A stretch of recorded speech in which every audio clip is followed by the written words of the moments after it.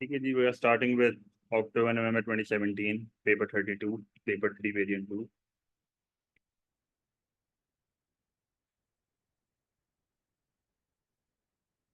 सही।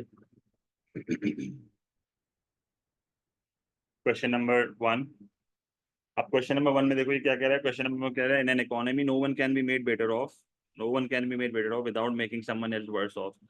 तो इसका मतलब ये हुआ कि ये लाइन जो है वो हमें इस चीज को इंडिकेट कर रही है कि we are operating on the PPC. तो this question is very similar, ये exactly same to the November 21 question we did. November 21 का जो पहला क्वेश्चन था वो भी यही था मेरे ख्याल में, जहाँ तक मुझे याद आ रहा है। तो good Y good X origin, यहाँ देखो एक पीपीसी बनाया हुआ है मैंने, ए एंड बी। इसका मतलब ये हुआ कि मैं जो है ना वो ऑन द पीपीसी ऑपरेट कर रहा हूँ, फॉर एग्जांपल पॉइंट ए के ऊपर। ठीक है। अब सवाल में देखो स्टेटमेंट इसने क्या लिखी हुई है। इसने बोला हुआ है no one can be made better off without making the other worse off. इसका मतलब अगर मैं एक्स को बेटर ऑफ करता हूँ और मैं पॉइंट ए से पॉइंट बी पे आता हूँ तो इसका मतलब मुझे वाई को लाजमी तौर पे वर्स ऑफ करना पड़ेगा। इसका मतलब क्या हुआ? इसका मतलब ये हुआ कि we are operating on the PPC और परेटो एफिशिएंसी मैंने जो है ना वो अचीव कर ली है, या परेटो ऑप्टिमैलिटी जो है ना वो अचीव हो गई है। सही है। अब this does not necessarily mean कि आपने एलोकेटिव एफिशिएंसी भी अचीव कर ली, क्योंकि allocative efficiency is only one point on the PPC, और वो एक ऐसा पॉइंट होगा जहां पर एमसी और एआर इक्वल होंगे। और एक और चीज आपको पता होनी चाहिए कि all the points on the PPC are productively efficient. मतलब पीपीसी का हर पॉइंट जो है ना वो एवरेज टोटल कॉस्ट का मिनिमम पॉइंट होता है। ठीक है। But only one point is allocative, और परेटो एफिशिएंसी भी ऑन द पीपीसी अचीव होती है। तो इंडिविजुअल्स आर द बेस्ट जजेस of their own well being, no. Individuals can be relied upon to behave rationally, no. The distribution of income is socially optimal, income की बात कर रहा है, no. तो economy resources are allocated efficiently, D is the right answer. अब allocated efficiently करना और allocative efficiency achieve करना ये दो अलग चीज है। एलोकेटेड एफिशिएंटली का मतलब है you have used all your resources, क्योंकि जब पीपीसी के ऊपर ऑपरेट करते हैं इसका मतलब क्या है कि you have used all your resources और आप पीपीसी के ऊपर ऑपरेट कर रहे हो। Now this does not necessarily mean कि आप जो है वो MC is equals to AR पे ऑपरेट कर रहे हो। ठीक है। मतलब इसका इस स्टेटमेंट का बस मतलब ये है कि you have used all your existing resources. Clear है ये मसला? वन का आंसर इज डी।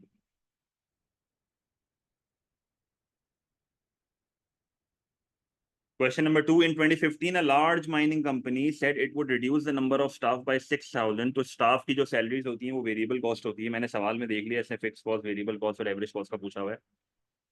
तो said it would reduce the number of staff by 6,000। इसका मतलब आपकी वेरिएबल कॉस्ट जो है वो कम होगी ऑब्वियसली, बिकॉज डेली वेजेस वाले वर्कर कम हो जाएंगे। And sell its less profitable mines, तो माइंस आपकी फिक्स कॉस्ट होगी तो फिक्स कॉस्ट भी कम हो जाएगी because you are selling your less profitable mines in order to become more efficient. More efficient होने का मतलब क्या है कि आपकी एवरेज कॉस्ट कम हो जाए, पर यूनिट कॉस्ट कम हो जाए।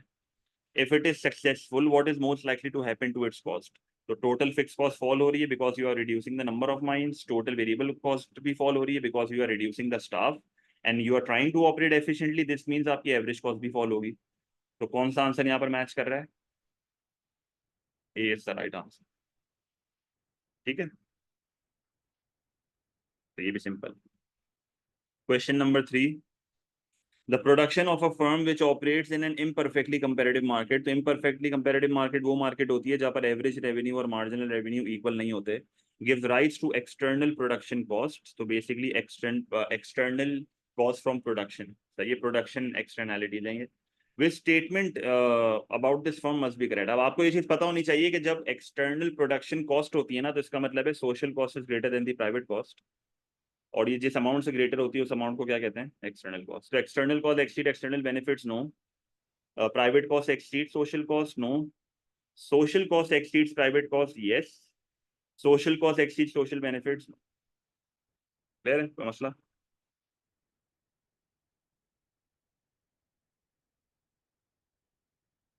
तो बेटर आंसर इज सी।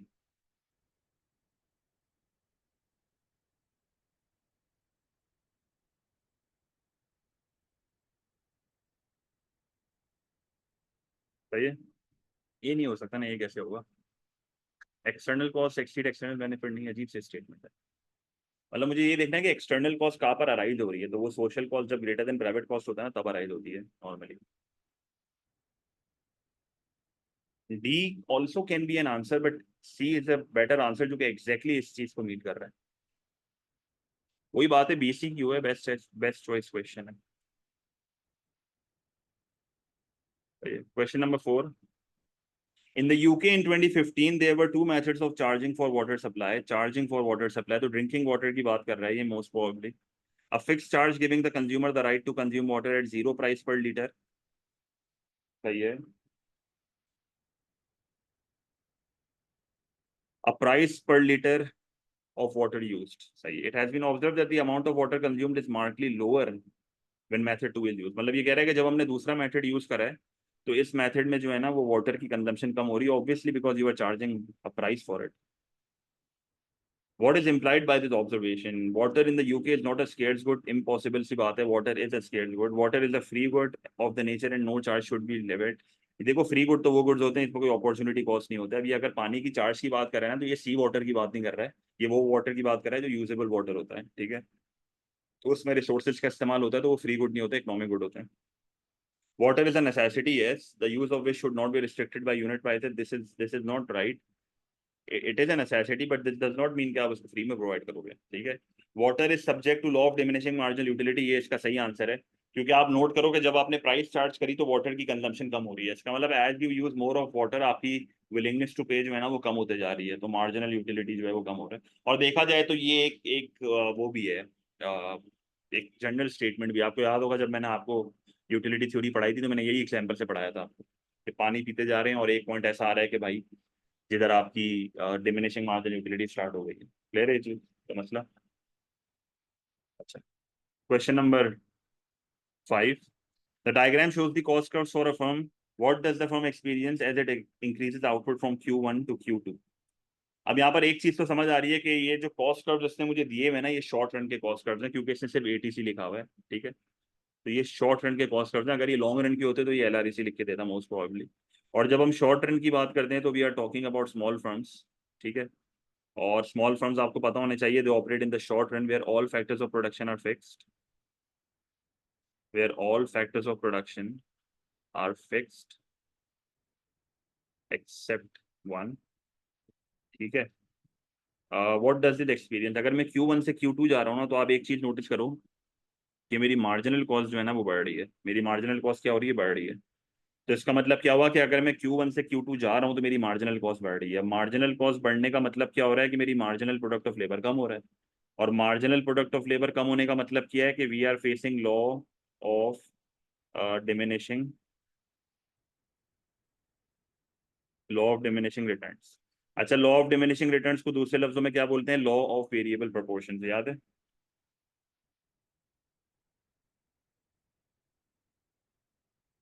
ठीक है, तो इसका आंसर क्या होगा? Decrease average variable cost. यहाँ पर इसने दी भी नहीं है. Diminishing returns, yes, B is the right answer.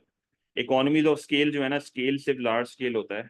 ठीक है, तो ये सिर्फ एक लार्ज फर्म को हो सकता है, लॉन्ग रन की बात कर रहा है ये. सही है. मतलब अगर आपको याद हो, हम जब एलआरएसी बनाते हैं तो एलआरएसी भी यू शेप्ड ही होता है, पर लॉन्ग रन एवरेज कॉस्ट में जब ये डाउनवर्ड मूवमेंट आ रही होती है ना तो this is what economies of scale is. ठीक है. और फिर आपको एक और चीज याद होगी, हमने इसके ऊपर इतने सारे शॉर्ट रन कॉस्ट कर्व्स बनाए थे. ठीक है, तो ये शॉर्ट रन जैसे जैसे तुम आगे जा रहे होते हो तो आप तुम्हारी जो है ना वो एलआरएसी नीचे जाती जाती है. क्लियर है?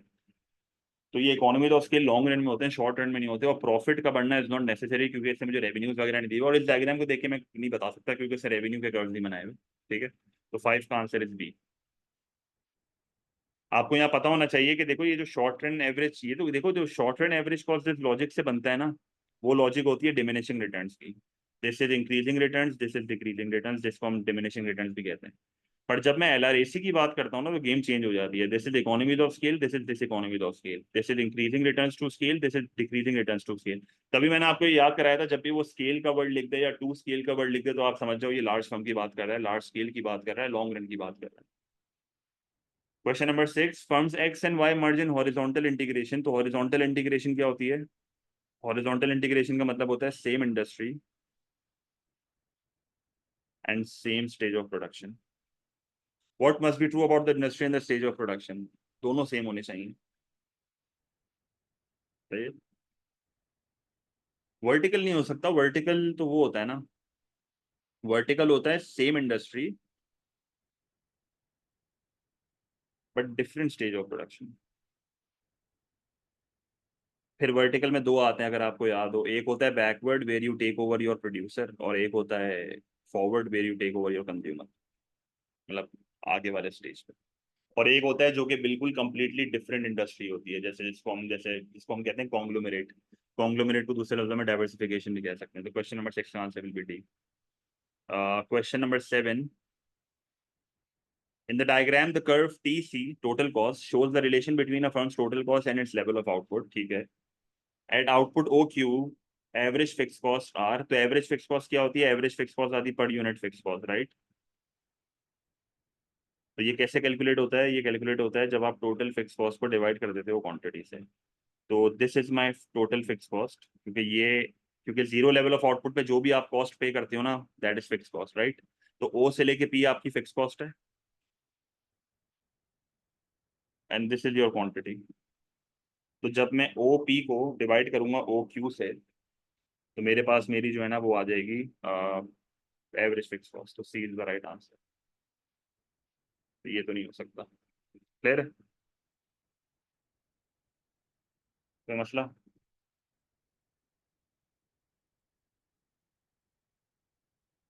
नहीं देखो बेटा, समझना यहाँ पर ही। अब यहाँ पर मुझे एक स्टूडेंट कह रहा है कि सर क्यू आर भी तो फिक्स कॉस्ट है। क्यू आर फिक्स कॉस्ट नहीं है, क्योंकि देखो फिक्स कॉस्ट एक हॉरिजॉन्टल लाइन होती है। अगर मैं यहाँ फिक्स कॉस्ट बनाऊंगा ना, वो ऐसे बनेगी। तो इन दी एंड ओ पी, फिर ये सारे डिस्टेंस सेम होंगे। तो यहाँ पर इससे मुझे कुछ ऐसा दिया हुआ नहीं है। क्यू आर मेरा फिक्स कॉस्ट नहीं है, ये गलत है। फिक्स कॉस्ट ये होगा, ठीक है। तो ये मेरे टोटल फिक्स कॉस्ट है। यहाँ क्या हो रहा है? यहाँ पर आप देखो, जब आप ओरिजिन से लाइन खींचते हो टोटल कॉस्ट की तरफ, जो लाइन इस पॉइंट पे क्या हो रहा है, कोई बता सकता है मुझे? कॉन्ग्लोमरेट होता है जब आप डाइवर्सिफाई करते हो ना, कंप्लीटली डिफरेंट इंडस्ट्री को टेक ओवर करते हो। मुझे कोई बता सकता है यहाँ पर क्या हो रहा है? यहाँ पर एक चीज मिनिमाइज हो रही है जब हम ओरिजिन से लाइन खींचते हैं टोटल कॉस्ट की तरफ। बिल्कुल। तो यहाँ पर आपकी एवरेज टोटल कॉस्ट मिनिमाइज हो रही है। सही है। तो measured by the slope of the line O R, इससे आप एवरेज टोटल कॉस्ट निकाल सकते हो। ये जो ओ आर की लाइन की स्लोप है ना, ये मुझे लाइन हेल्प करेगी डिटरमिन करने में कि एवरेज टोटल कॉस्ट मिनिमम कहाँ पर है। सही है। ठीक है। तो ये गलती नहीं मत करना। ये वैसे एक बहुत कॉमन मिस्टेक है जो कि हो सकती है कि आप Q R over O Q कर दो, पर ऐसा नहीं हो सकता। तो ये गलत गलत लॉजिक है। ये लाइन बना लिया करो, बेहतर है। जीरो लेवल ऑफ आउटपुट पे आप जो भी कॉस्ट पे करते हो फिक्स कॉस्ट होती है। बिल्कुल, total cost equal to total fix cost. ठीक। वेरिएबल कॉस्ट तो होते ही नहीं है, जीरो होते हैं जीरो लेवल ऑफ आउटपुट पे। Question number 8। अब क्वेश्चन नंबर 8 में ये कह रहा है कि भाई which diagram shows the total revenue function for a firm in perfect competition. अब हमें ये चीज पता है कि परफेक्ट कंपटीशन एक ऐसा मार्केट स्ट्रक्चर होता है जहाँ पर प्राइस जो है ना वो अनचेंज रहती है। सही है। प्राइस क्या रहती है? अनचेंज्ड। और अगर मैं अपनी क्वांटिटी बढ़ाता हूँ फॉर एग्जांपल 50% से, तो मेरा टोटल रेवेन्यू भी जो है वो 50% से बढ़ता है, क्योंकि टोटल रेवेन्यू वैसे तो प्राइस मल्टीप्लाइड बाय क्वांटिटी होता है। पर अगर मेरी प्राइस अनचेंज्ड है, तो जब मैं क्वांटिटी बढ़ाऊंगा तो रेवेन्यू बढ़ जाएगा ना। सही है। तो बेसिकली यहाँ पर जो सीन होता है ना, वो कुछ इस तरीके से होता है कि आप जो डायग्राम बनाते हो ना, वो आउटपुट और रेवेन्यू का बनाते हो। ठीक है। मतलब आप यहाँ पर क्वांटिटी लिख लो, यहाँ पर टोटल रेवेन्यू लिख दो, और एक ओरिजिन से लाइन खींच दो। तो ओरिजिन से इसलिए बनती है क्योंकि प्रोपोर्शनेट चेंज आता है बिटवीन क्वांटिटी एंड रेवेन्यू। ठीक है। अब ऑप्शन ए में ये कह रहा है कि भाई एक आउटपुट अनचेंज्ड है और रेवेन्यू बढ़ता जा रहा है। तो ये कब होता है? ये परफेक्टली इनइलास्टिक के केस में होता है, याद है। परफेक्टली इनइलास्टिक डिमांड वो केस होता है जहाँ पर क्वांटिटी डज नॉट चेंज। मतलब अगर आप अपनी प्राइस को 10% से बढ़ाओगे तो quantity will remain the same, और आपका टोटल रेवेन्यू भी जो है वो 10% से बढ़ जाएगा। ऑप्शन बी में कह रहा है कि भाई आउटपुट चेंज हो रहा है पर रेवेन्यू अपनी जगह पे ही है, तो this is unitary demand. Unitary demand के केस में क्या होता है कि भाई आपका रेवेन्यू हमेशा सेम रहता है। मतलब आप अगर अपनी प्राइस को बढ़ा भी दोगे तो your quantity will fall by the same amount. तो इन दी एंड आपका रेवेन्यू विल रिमेन अनचेंज। और फिर मैंने आपको ये भी सिखाया था, यूनिटरी डिमांड एक ऐसा केस होता है जहाँ पर आपका रेवेन्यू ऑलरेडी मैक्सिमाइज हो रहा होता है। ठीक है। Option C is the right answer. आप देख लो, आउटपुट का और रेवेन्यू का यहाँ पर एक प्रोपोर्शनेट चेंज आ रहा है। और ऑप्शन डी जो है ना, ये तो एक इम्परफेक्ट मार्केट का टोटल रेवेन्यू है, जो लीनियर डिमांड कब से बनता है। अगर मैं आपको यहाँ पर बना के दिखाऊं, एक लीनियर डिमांड कब याद है हम बनाते थे? यहाँ पर अपन लिखते हैं प्राइस, यहाँ पर अपन लिखते हैं क्वांटिटी, फिर यहाँ पर अपन लिखते हैं रेवेन्यू, और यहाँ पर अपन लिखते हैं क्वांटिटी। तो ये ऊपर वाला हिस्सा इलास्टिक होता है, बीच वाला यूनिटरी होता है, और एंड वाला इन इलास्टिक होता है। फिर यहाँ से एक मिड पॉइंट से एक लाइन बनाते हैं। ठीक है। इलास्टिक वाले पोर्शन में प्राइस को कम करोगे तो रेवेन्यू बढ़ेगा, इन इलास्टिक वाले पोर्शन में प्राइस को कम करोगे तो रेवेन्यू कम होगा। सही है। और इस पॉइंट पे टोटल रेवेन्यू मैक्सिमाइज है। क्यों मैक्सिमाइज है? क्योंकि इस पॉइंट पे यूनिटरी है, तो यूनिटरी पे रेवेन्यू मैक्सिमम तो होता है, तो ये इम्परफेक्ट कॉम्पिटिशन बनता है याद है। तो क्वेश्चन नंबर 8 का आंसर है सी। सही है। बी परफेक्टली इलास्टिक इसलिए नहीं है क्योंकि बी में जो है ना वो रेवेन्यू सेम है, रेवेन्यू सेम थोड़ी रहता है, रेवेन्यू सेम नहीं रहता ना। परफेक्टली इलास्टिक तो ये वाला है ना, क्योंकि परफेक्ट कंपटीशन में तो डिमांड होती है परफेक्टली इलास्टिक, अगर आपको याद हो ये होता है ना, मिस्टर डाब बनाते थे याद है। तो परफेक्टली इलास्टिक के केस में ना सी होगा आंसर, जो कि हमसे पूछा है इसने। मिस्टर डाब बनाते थे याद है। तो क्वांटिटी तो चेंज हो सकती है ना, और रेवेन्यू भी चेंज होता है। सही है। तो सी आंसर होगा। Question number 9, many public utilities can be described as a natural monopoly. Now you need to know that natural monopoly are those monopolies जिनकी fixed cost एक तो बहुत ज्यादा होती है, ठीक है। ये नॉर्मली पब्लिक यूटिलिटीज वगैरह होती हैं, और इनका आउटपुट जो है ना वो थ्रू आउट द रेंज बढ़ ही रहा होता है, इतना बड़ा इनका आउटपुट होता है कि इनको हर पॉइंट पे इकोनॉमीज ऑफ स्केल ही हो रहा होता है, मतलब इनको कभी भी डिस इकोनॉमीज नहीं होता। मतलब अगर आप एक नेचुरल मोनोपोली का लॉन्ग रन एवरेज कॉस्ट बनाओगे ना तो वो डाउनवर्ड स्लोपिंग ही होता है, वो कभी ऊपर जाता ही नहीं है। And this is the reason कि पब्लिक यूटिलिटीज हमेशा सिर्फ एक ही होती है नॉर्मली। ठीक है। Which statement best describe the situation leading to national monopoly? There are high fixed costs and falling average costs over all outputs demanded. देखो A answer है इसका। There are legal restrictions on new entrants. अब ये तो एक barrier है जो कि खुद क्रिएट किया जा रहा है। सही है, तो खुद क्रिएट किया जा रहा है। सही है, ये नेचुरली नहीं है, ये खुद क्रिएट किया जा रहा है, आर्टिफिशियल बैरियर है ये। सही है, this is not a natural barrier.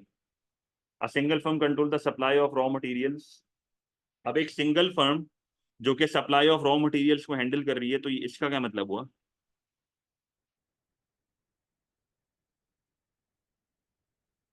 सही है, इसका कोई लेना देना नहीं है इससे। और the firm has a patent on essential products, again this is artificial.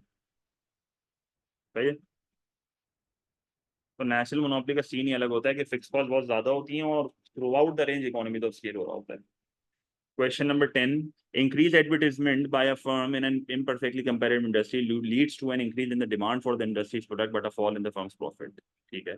अब पहली बात तो इम्परफेक्ट कंपटीशन है, तो ए आर और एम आर इक्वल नहीं होंगे, बंदा ये पहले ही लिख ले। अब डिमांड फॉर द प्रोडक्ट तो बढ़ रहा है, पर प्रॉफिट जो है ना वो कम हो रहे हैं। ठीक है। Production is, what could explain this, production is subject to diseconomies of scale. तो डिसइकोनॉमीज ऑफ स्केल में ये कह रहा है कि भाई डिसइकोनॉमीज ऑफ स्केल के केस में हमारी एवरेज टोटल कॉस्ट बढ़ती है, प्रॉफिट कम हो जाते हैं। ठीक है। पर यहाँ पर कुछ इस चीज का लिंक नहीं है कि डिमांड फॉर द प्रोडक्ट बढ़ रही है और ये सारी चीजें।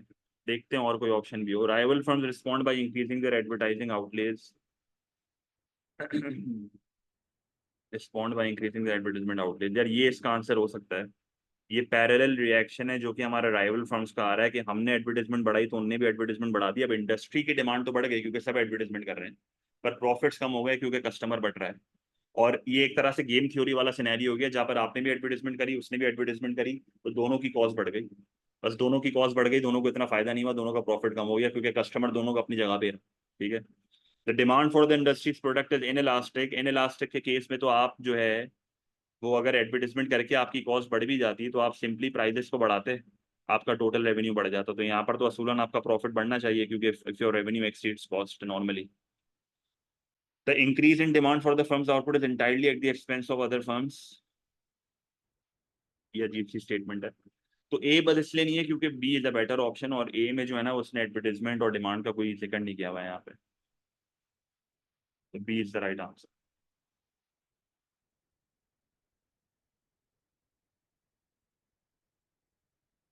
फिर कोई मसला?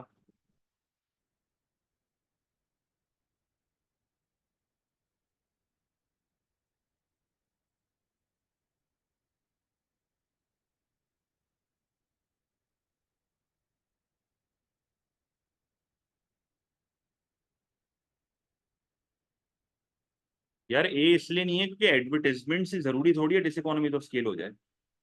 मतलब एडवर्टाइजमेंट आप ज्यादा कर रहे हो डिसइकोनॉमी ऑफ स्केल हो जाए, ये थोड़ी अजीब सी बात है।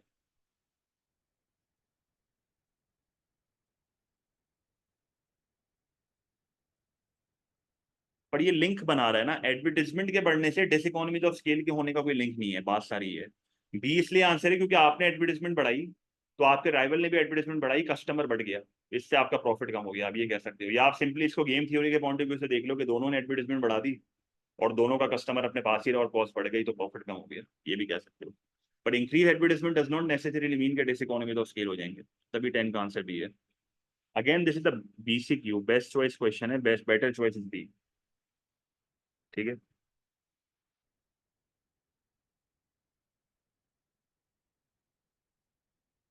Question number 11, an industry consist of a dominant firm, सही है, एक डोमिनेंट फर्म है, which acts as a price leader. तो प्राइस लीडर जो है and a large number of small firms, ठीक है। तो प्राइस लीडर कौन होता है? जो अपनी प्राइस डिसाइड करता है, तो इसका मतलब वो प्राइस मेकर है, सही है। और ये अपनी प्राइस को डिसाइड करेगा MC is equals to MR से, सही है। अब MC is equals to MR से वो अपनी प्राइस डिसाइड करेगा, वो इस प्राइस पे बेचेगा, अपनी सेल पूरी कर लेगा, जो बची हुई मार्केट शेयर होगी ना, वो सारे स्मॉल फर्म्स आपस में compete करेंगे, पर किस प्राइस पे करेंगे? At the price of the price leader which is calculated through the MC is equals to MR of the price leader, सही है। तो ये वो प्राइस होगी जिसको सारी स्मॉल फर्म्स जो हैं वो फॉलो करेंगे,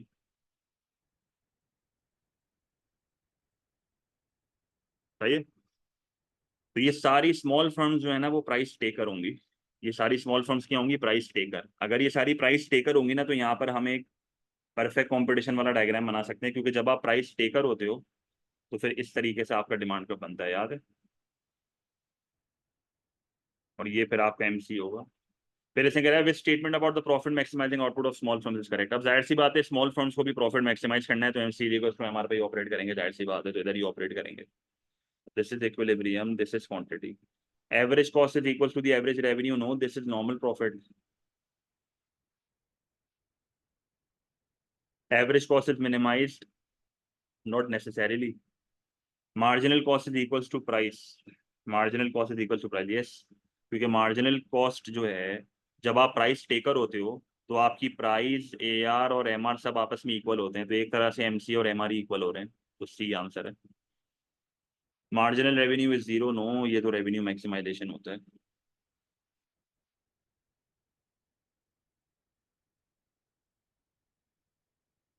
ठीक है, 11 का आंसर है C। कोई मसला, कोई सवाल?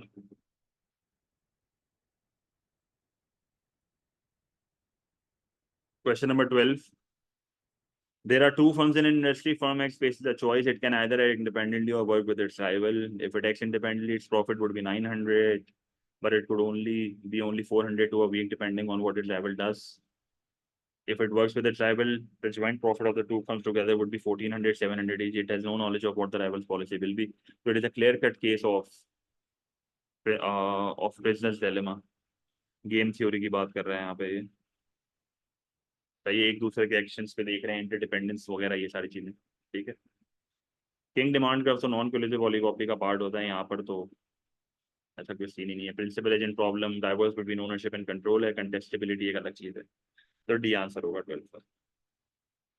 Question number 13, what explains the kinked demand curve model of price rigidity in oligopoly. तो किंग डिमांड कर्व मॉडल क्या होता है? जहाँ पर नॉन कोलिजिव ओलिगोपोली का पार्ट होता है, where the firms do not cooperate with each other, interdependence बहुत ज्यादा होती है। प्राइस रिजिडिटी का मतलब है प्राइस रिमेन्स द सेम, मतलब अगर आपको याद हो किंग डिमांड कर्व कैसे बनता है, तो ऐसे होता है ना। तो this is the point of kink, तो this price remains the same, ये चेंज नहीं होती कभी भी, ठीक है। Collusion between all firms, collusion तो ये होता ही नहीं है, ये तो प्राइस लीडरशिप है, ये अलग चीज है। मतलब कल्यूजन में वो भी आता है आपका गेम थ्योरी, कल्यूजन में आपका कार्टेल भी आता है, कार्टेल एंड प्राइस लीडरशिप।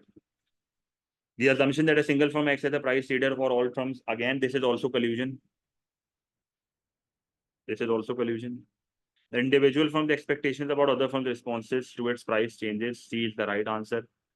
सही है। The presence of barriers to entry of new firms into the industry, this does not explain the king demand curve theory. एक दूसरे की प्राइसेस की एक्सपेक्टेशंस, मैं प्राइस बढ़ा रहा हूँ तो मेरे दिमाग में क्या होगा कि मुझे कोई भी मुझे सब फॉलो कर लेंगे, पर कोई भी फॉलो नहीं करेगा। जब मैं प्राइस कम करूंगा तो मेरे दिमाग में क्या होगा कि मुझे कोई फॉलो नहीं करेगा, मुझे सब फॉलो कर लेंगे। तो एक दूसरे की अ, जब मैं प्राइस अपनी चेंज करूंगा तो मैं जो है वो उसके गेम थ्योरी नॉन कोलिजिव है, मैं लिख देता हूँ। नॉन कोलिजिव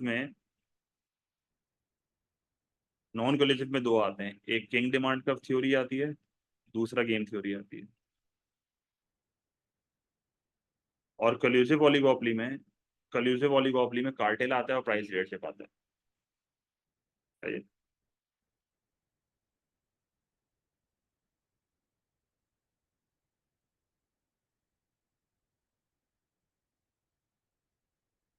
ठीक है। Question number 14, which policy is not designed to correct a market failure? So over under allocation of resources is market failure. Government provision of healthcare, this is direct provision, this is a policy to correct market failure. Removing import quotas, this is related to trade. Price controls on large firms, yes, maximum price वगैरह लगाई जाती है, minimum price लगाई जाती है, तो this is market failure की policy. Regulations are rules and laws, this is also market failure को correct करने की policy. तो B is the right answer, जिसका लेना देना ट्रेड से होता है। ठीक है, इंटरनेशनल ट्रेड और करंट अकाउंट डेफिसिट सरप्लस, ये सारी चीजें मार्केट पीरियड से लेना देना नहीं है। तो 14 का answer is B. Question number 15, a tax system allows people to earn a certain sum of income free of income tax। अच्छा, अब ये बहुत इंपॉर्टेंट लाइन है, कह रहा है कि एक ऐसा टैक्स सिस्टम है where people earn a certain sum of income free of income tax. इसका मतलब आप डायरेक्टली शुरू नहीं करते टैक्स पे करना, टैक्स फ्री इनकम होती है आपकी, on income above this level tax is levied at a constant rate. ठीक है, which diagram correctly shows how a marginal and average tax rates vary with income? So I would recommend you to watch MRT and ART वाली मेरी video, topical मैंने A2 में डाली हुई है, तो वो लाजमी तौर पे आप देखना ART MRT की वीडियो, बड़ी इंपॉर्टेंट है, ताकि आपको पता चल जाए MRT ART एग्जैक्टली क्या होता है और सवाल उसके कैसे आते हैं। और ये सवाल तो बहुत आसान है, क्योंकि इसने बता दिया कि एक ऐसी रेंज है स्टार्ट में जिधर यू डोंट हैव टू पे एनी टैक्स। अब आप देखो जितनी भी डायग्राम्स है ना, मेजोरिटी उन सब में ना ऑरिजिन से कहानी शुरू हो रही है। मतलब यहाँ पर मैं शुरू से ही टैक्स पे कर रहा हूँ, यहाँ पर भी मैं शुरू से ही टैक्स पे कर रहा हूँ, यहाँ पर भी मैं शुरू से ही टैक्स पे कर रहा हूँ। एक वाहिद ऐसा डायग्राम है जहां पर मैं शुरू से टैक्स पे नहीं कर रहा, that is B.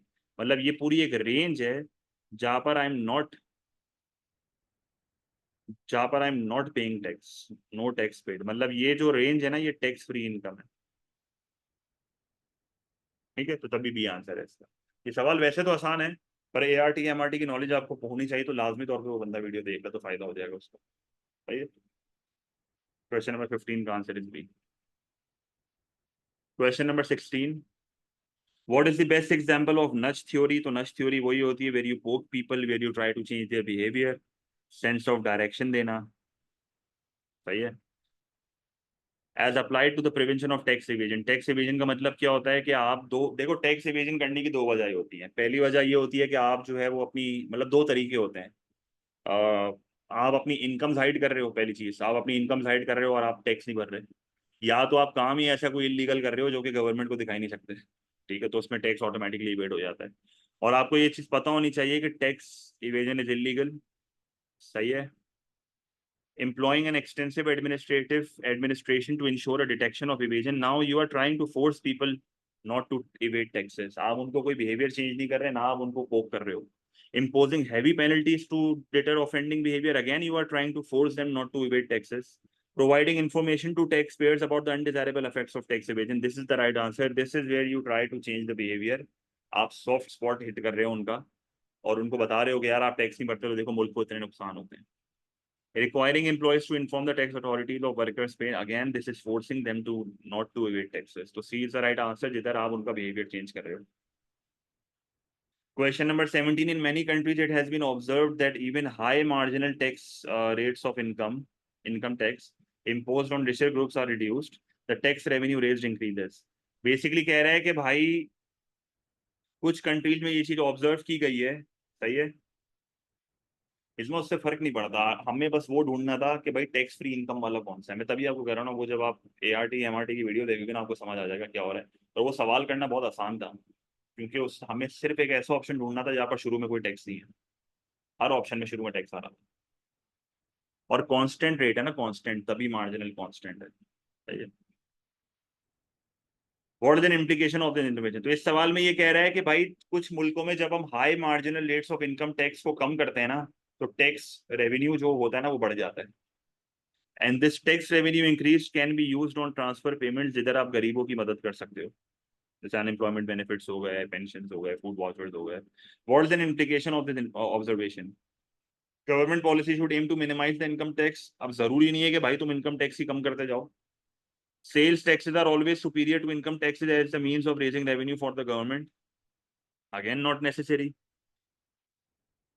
Tax policy intended to reduce income tax on the rich may make the poor better off. This is the right answer, क्योंकि इसने बोला हुआ है कि जब हम टैक्स कम कर रहे हैं तो टैक्स रेवेन्यू बढ़ रहा है. This tax revenue could have been used for poor people. So this is the right answer. The government should always levy proportional rather than progressive income taxes. No, proportional tax system में there are no redistributive effects. आपको ये चीज पता होनी चाहिए. ये जो proportional taxation होता है ना, उसमें कोई रीडिस्ट्रीब्यूटिव इफेक्ट्स नहीं होता, बिकॉज इनकम बढ़े या गिरे सेम प्रोपोर्शन ऑफ इनकम हम टैक्स में जारी होती है, तो कोई रीडिस्ट्रीब्यूशन का इफेक्ट्स नहीं होते प्रोपोर्शनल टैक्स सिस्टम में. क्लियर है? तो प्रोग्रेसिव, रिग्रेसिव, प्रोपोर्शनल, वो ART MRT वाली जो वीडियो है ना, उसमें वो सब है, तो लाजमी देख लेना. ये वीडियो 15 मिनट की वीडियो है, पर आपको सब क्लियर हो जाएगा उसमें. सही है? ये सी में कह रहा है tax policy intended to reduce income tax on the rich may make the poor better off. तो यही तो कह रहा है यहाँ पे.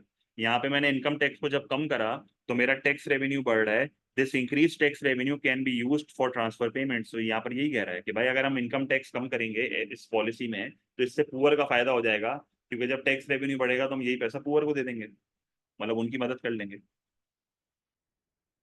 Question number 18, the diagram represents the market for labour.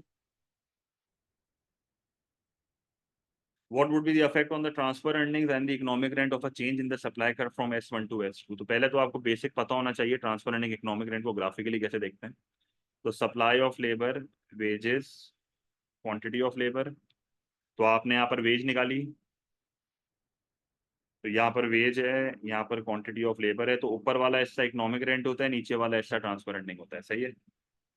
तो अब यहाँ पर अगर हम देखें तो मेरा इनिशियली जो सप्लाई कर्व था वो S1 था. तो S1 जब मेरा सप्लाई कर्व था तो this was my economic rent.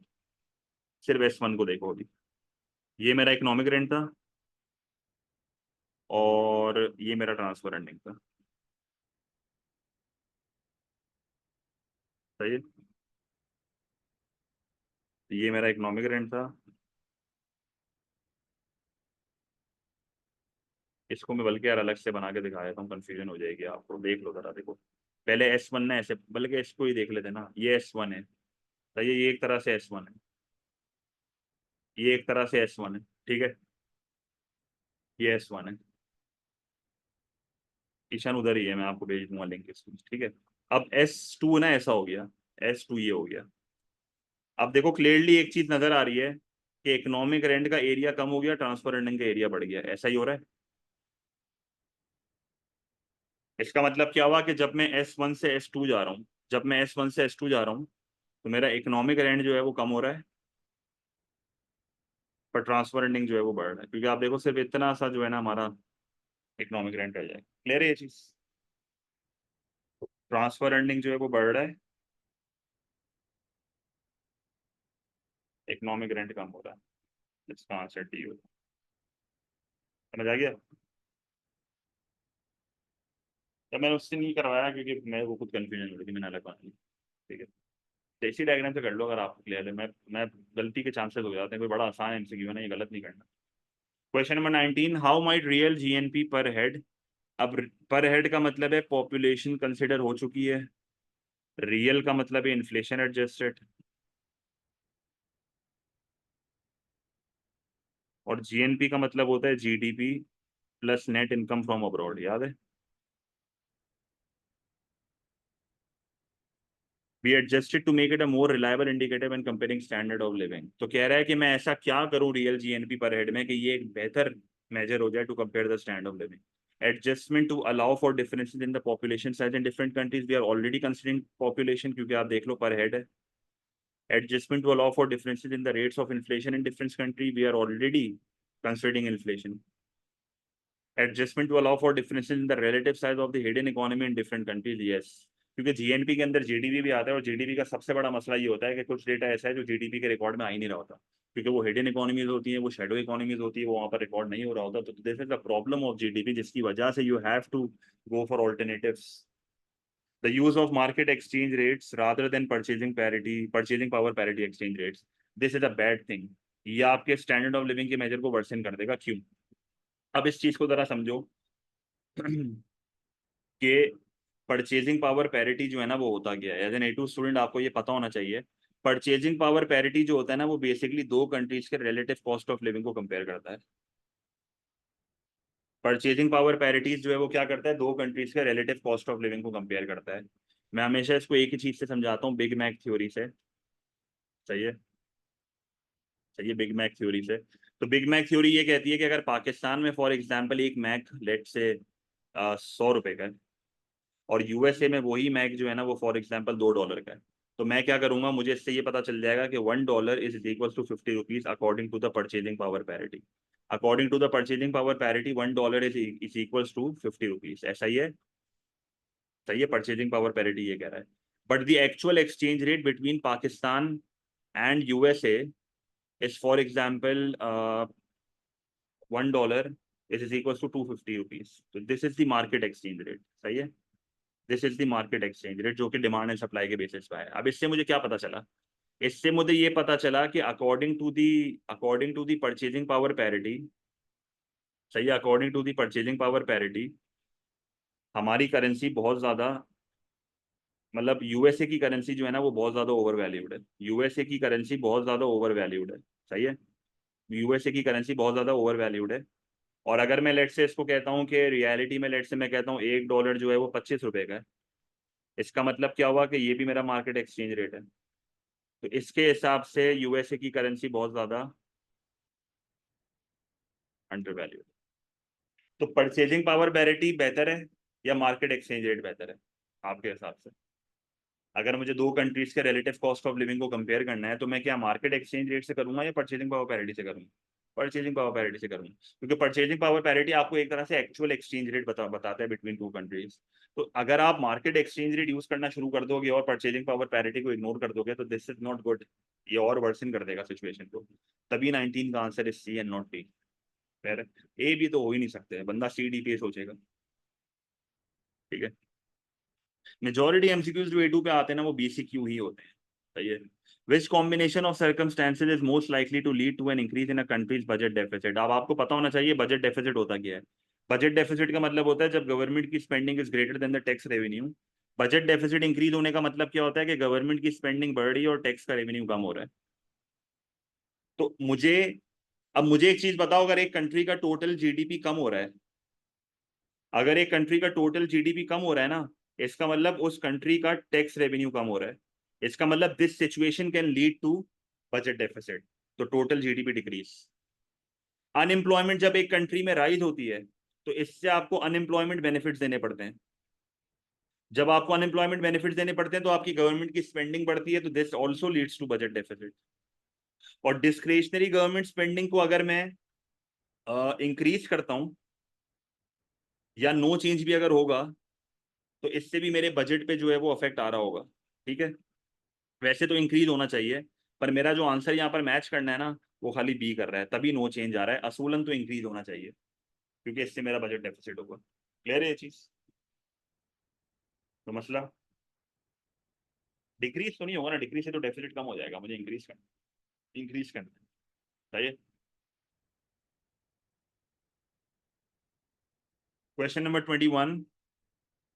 अब क्वेश्चन नंबर 21 में ये कह रहा है to combat a rising crime rate the government decides to recruit additional police officers who are paid a wage equal to which they previously earn in the private sector. ठीक है, तो additional workers higher नहीं हो रहे, private sector से worker उठा के public sector पे ला रहा हूँ जो कि ऑलरेडी प्राइवेट सेक्टर में नौकरी कर रहा था, और सेम वेज पे लेके आ रहा हूँ। सही है, सेम वेज पे लेके आ रहा हूँ।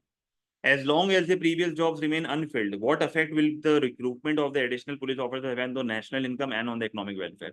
भाई एक बात तो क्लियर है कि जो नेशनल इनकम है ना वो अनचेंज्ड है। क्यों अनचेंज्ड है? क्योंकि तुम प्राइवेट सेक्टर से वर्कर उठा के पब्लिक सेक्टर में ला रहे हो एट द सेम वेज, और उसकी पब्लिक प्राइवेट सेक्टर की जॉब अभी भी अनफिल्ड है। इसका मतलब इकोनॉमी में एडिशनल नेशनल इनकम अब तक जनरेट नहीं हुआ है, तो नेशनल इनकम इज अनचेंज्ड। अब इकोनॉमिक वेलफेयर पे जो अफेक्ट आएगा ना वो बहुत बड़ा क्वेश्चन मार्क है। क्यों क्यों? इसमें बहुत सिनेरियो है। पहला सिनेरियो, भाई तुम प्राइवेट सेक्टर का वर्कर पब्लिक सेक्टर में ला रहे हो, उसको पुलिस में डाल रहे हो, क्राइम रेट को कॉम्बैट करने के लिए। अब इट इज नॉट नेसेसरीली कि क्राइम रेट कम हो जाएगा, जरूरी नहीं है, क्या पता वो अच्छा काम ना करें। दूसरी चीज, वो जो अपनी जॉब छोड़ के आ रहे हैं वहां पर जो दूसरे बंदे अगर फ्यूचर में लगते हैं या नहीं भी लगते, तो वहां पर क्या इफेक्ट आ रहा है वो भी एक क्वेश्चन मार्क है। सही है। तो इकोनॉमिक वेलफेयर जो है ना, वो ना ही अनचेंज्ड है ना ही डिक्रीज है। सही है।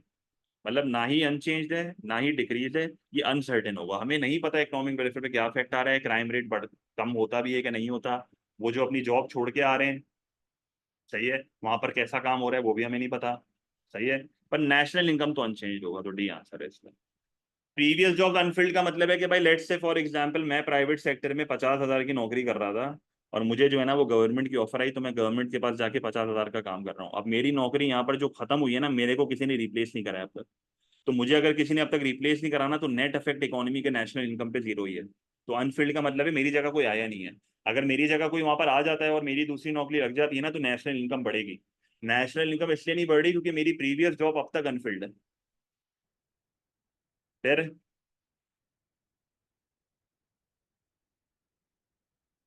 Question number 22, what could not exist in a closed mixed economy. अब क्लोज का मतलब ये है कि भाई एक्स माइनस एम नहीं है। सही है।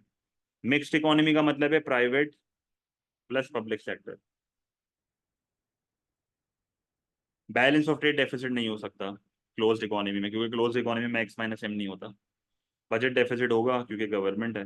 हाउस होल्ड डेट भी होगा क्योंकि कंज्यूमर है। नेशनल डेट भी होगा क्योंकि गवर्नमेंट है। सिंपल है। एक क्लोज्ड इकोनॉमी में ना सी प्लस आई प्लस जी होता है, एक्स माइनस एम नहीं होता। सही है।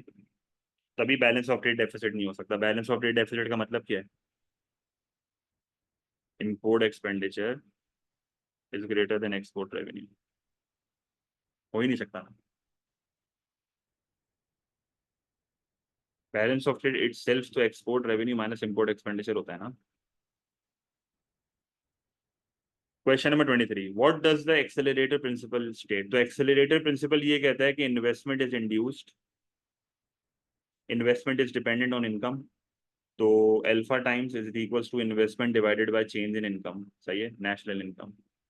तो अगर फॉर एग्जांपल मैं कहता हूँ ये 0.4 है, तो 0.4 का मतलब क्या है कि 40% of additional income goes into investment. Consumption is a function of the rate of change in income, तो दिस इज एमपीसी। मैं सारे आपको बता देता हूँ, this is MPC.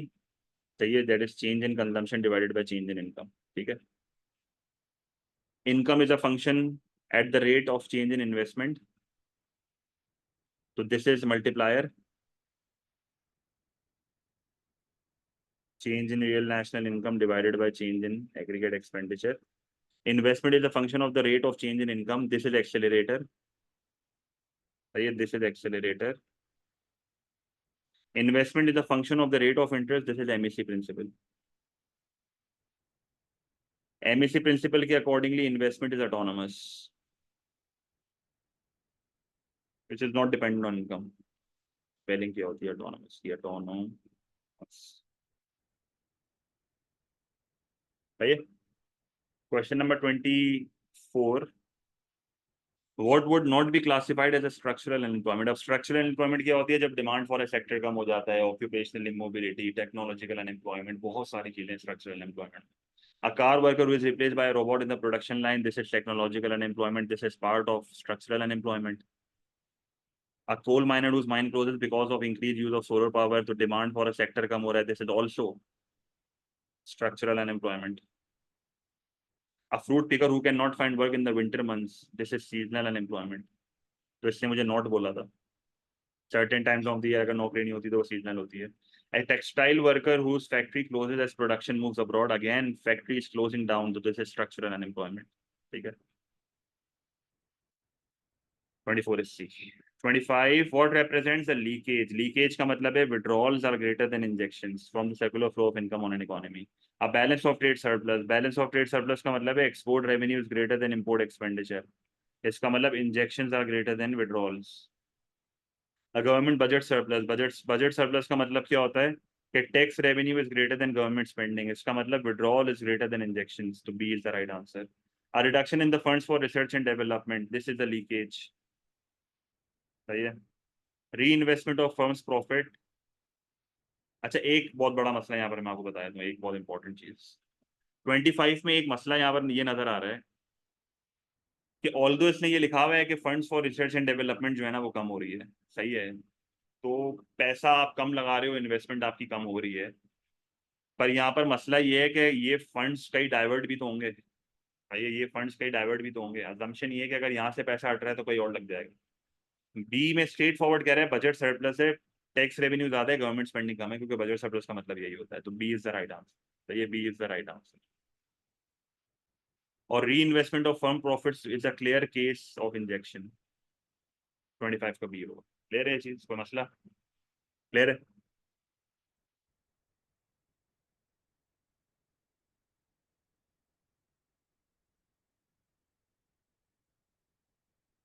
Question number 26, what will cause a downward shift in the aggregate demand of an economy. अब downward shift का मतलब होता है इनवर्ड शिफ्ट, सही, या आप कह सकते हो लेफ्टवर्ड शिफ्ट। अब बंदा यहाँ डायग्राम बना ले तो बेहतर है, डायग्राम के बगैर करोगे, डेढ़ होशियारी करोगे, मार्क्स कट जाएंगे। तो एडी जो है ना वो बेसिकली क्या हो रहा है, डाउनवर्ड हो रहा है, तो पीछे की तरफ आ रहा है, तो एग्रीगेट डिमांड जो है ना वो कम हो रही है, मतलब ये है इसका। अब एग्रीगेट डिमांड की इक्वेशन क्या होती है, सी प्लस आई प्लस जी प्लस एक्स माइनस एम। तो एक्स कम हो रहा है, एम बढ़ रहा है, जी कम हो रहा है, आई कम हो रहा है, सी कम हो रहा है, तो एडी कम हो जाएगा। N increase in the firm stock of raw materials, इससे आपकी एग्रीगेट सप्लाई पे इफेक्ट आता है। A decrease in the export of goods, अगर एक्सपोर्ट का रेवेन्यू कम हो जाएगा तो इससे आपकी एग्रीगेट डिमांड जो है वो कम हो जाएगी, तो बी आंसर है। A decrease in the propensity to import, अगर एम पी एम कम हो रहा है, इसका मतलब एम पी सी बढ़ रहा है, इससे सी बढ़ेगा, इससे एडी बढ़ेगा। अ डिक्रीज इन सेविंग, इसका मतलब स्पेंडिंग बढ़ रही है, तो सी बढ़ेगा, एडी बढ़ेगा। 26 का भी होगा। Question number 27, which policy is most likely to reach the level of total demand in economy. तो टोटल डिमांड का मतलब भी एग्रीगेट डिमांड होता है, सेम क्वेश्चन ऊपर जैसा दिया है इसने, बस एडी को बढ़ाना है।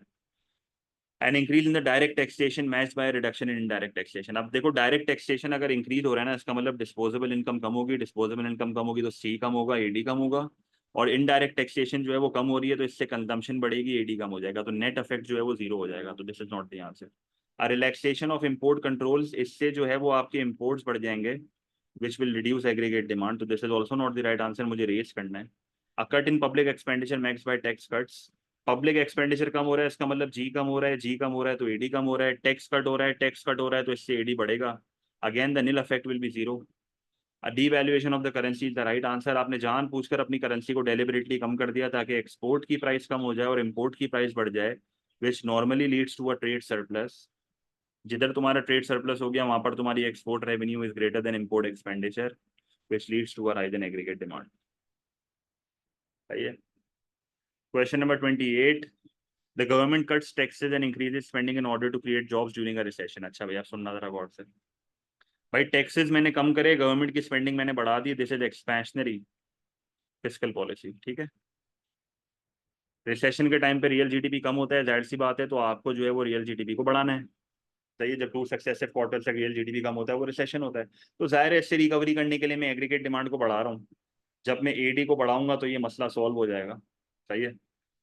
When will a resulting fall in budget deficit, अब बजट डेफिसिट क्या होता है, जब government spending is greater then tax revenue. अब बजट डेफिसिट जो है, when will a resulting fall, मैंने खुद पढ़ लिया था, sorry, when will a resulting budget deficit be least likely to cause a permanent reduction in unemployment, when households expect higher inflation rates in the future, A is the right answer। Economy में लोगों को confidence ही नहीं है, अगर लोगों को ऐसा लगता है फ्यूचर में ज्यादा इन्फ्लेशन आ जाएगी तो इसकी वजह से मेरी पॉलिसी जो है वो फेल हो जाएगी, खत्म कहानी। When households spend their extra disposable income on domestic products, इससे हमारा एडी बढ़ेगा, this is a good thing, unemployment कम हो जाएगी, प्रोडक्शन बढ़ेगी। When the government extra spending is on new infrastructure products, again this is good, AD बढ़ रहा है, साथ में एलआरएस भी बढ़ रहा है, तो जाहिर है जॉब्स क्रिएट होंगी, अनएम्प्लॉयमेंट कम होगी, जॉब्स क्रिएट होंगी, अनएम्प्लॉयमेंट कम होगी। When the government extra spending is on the salaries of public sector workers, again this will increase incomes in the economy, spending बढ़ेगी, एडी बढ़ेगा। ए इज द ओनली ऑप्शन जहां पर मेरी policy जो है वो अफेक्ट हो जाएगी और परमानेंट डिक्रीज इन अनएम्प्लॉयमेंट शायद ना आए। Question number 29, in 2011 the global money supply narrowly defined. Narrowly defined का मतलब क्या होता है, we are talking about coins, we are talking about notes, rose 11%, and broadly defined, broadly का मतलब क्या होता है, सेविंग्स की बात कर रहे हैं, बॉन्ड्स की बात कर रहे हैं, डिफाइंड मनी इंक्रीज रफली 8%। As central bank continues effort to keep interest rates low, तो इंटरेस्ट रेट को मैंने कम रखा है, कंजम्पशन बढ़ेगी, इन्वेस्टमेंट बढ़ेगी, एडी बढ़ेगा। इंटरेस्ट रेट को कम रखने का मतलब क्या है कि we are running an expansionary और रीफ्लेशनरी मॉनेटरी पॉलिसी। सही है, तो आंसर मेरा डी होगा। सही है। कॉन्ट्रैक्शनरी फिस्कल एक दूसरी चीज होती है, जिधर तुम एडी कम करते हो, यहाँ पर भी तुम एडी कम करते हो, यहाँ पर तुम एडी बढ़ाते हो, पर ये फिस्कल है। सही है, क्लियर है। मतलब अगर मैं और अच्छे तरीके से करूँ ना, तो फिस्कल और फिस्कल, इनका तो लेना देना गवर्नमेंट स्पेंडिंग और टैक्स है। मॉनेटरी तो है पर कॉन्ट्रैक्शनरी नहीं है, तभी डी आंसर। और कॉन्ट्रैक्शनरी को दूसरे लफ्जों में डिफ्लेशनरी भी बोलते हैं, अगर आपको याद, और एक्सपेंशनरी को reflationary. MCQ number 30, which policy measure would most likely reduce a developing economy's birth rate and its household saving ratio? An increase in the student tuition fees, देखते हैं, a relaxation of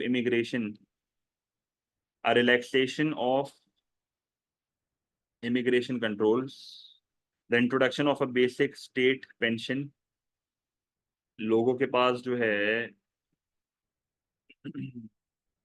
which policy measure would most likely reduce a developing economy's birth rate and its household saving ratio? अजीब सा सवाल है, थोड़ा सा मुझे सोचना है। बर्थ रेट भी कम करनी है और सेविंग रेशियो भी कम करना है।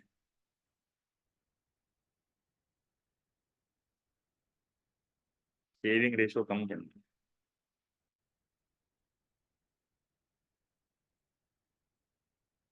अब देखो, ये जो पहला ऑप्शन है ना, इसमें ट्यूशन फीस बढ़ रही है, तो इससे शायद सेविंग जो है वो बढ़ानी पड़े।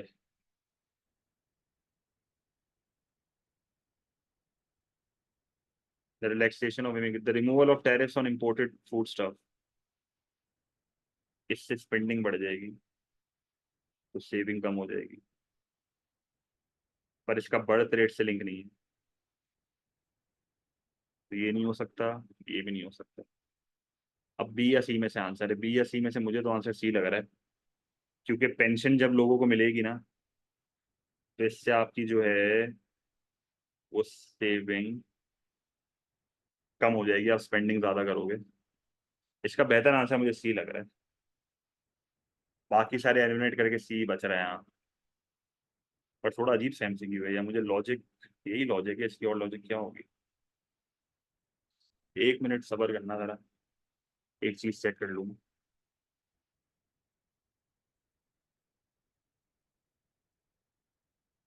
एक मिनट।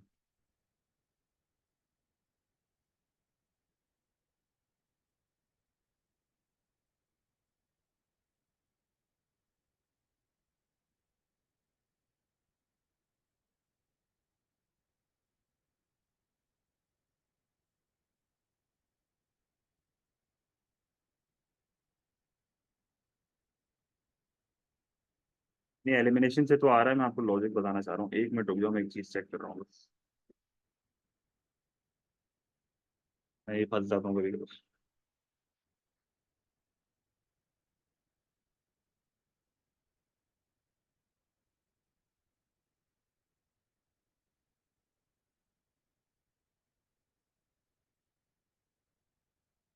1 मिनट।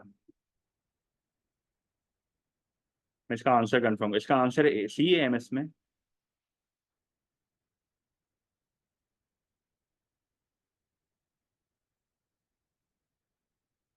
जैसा मैंने आपको एग्जामिनर रिपोर्ट भेजी थी इसकी, उसमें देखो ईआर में सी लिखा हुआ है।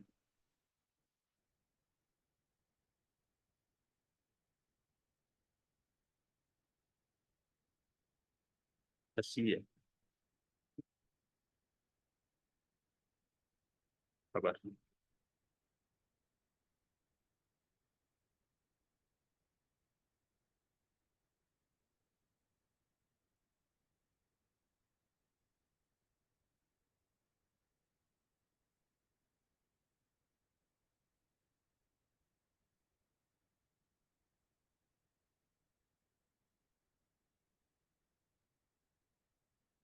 अब देखो, जहां तक मेरे को समझ आ रहा है ना, इस ऑप्शन में कोई बर्थ रेट से लिंक नहीं है, इस ऑप्शन में कोई बर्थ रेट से लिंक नहीं है, ठीक है। और ऑप्शन डी में भी कोई बर्थ रेट से लिंक नहीं है। देखो सेविंग का लिंक ना सबसे आ रहा है। अब इसमें बर्थ रेट इसलिए कम हो सकती है, ये कह सकते हैं कि this can reduce family size. मैंने एक बहुत पहले पेपर कराया था ना, जब ये मैंने वो वाली पीडीएफ खोली तो उसमें मैंने ये लिखा हुआ है। मतलब मैंने जब 3-4 साल पहले ये पेपर कराया था ना, this can produce family size, this can reduce family size as mostly due to funding issue larger family access. मतलब यहाँ पर लॉजिक ये है कि एक बंदा अगर पेंशन पे रिलाई कर रहे हैं ना, तो they they will most likely plan accordingly, और इससे बर्थ रेट कम हो जाएगा। सही है। और सेविंग जो है ना वो यहाँ पे आपकी कम हो जाएगी। Why? Because they will be earning more. सही है, they will be earning more, they will be earning more even when not working. सही है।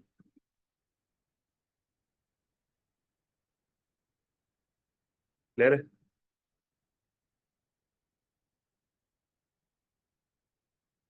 तो यही लॉजिक बन रही है इसकी, मेरे हिसाब से सी ही होगा आंसर। सही है। ठीक है।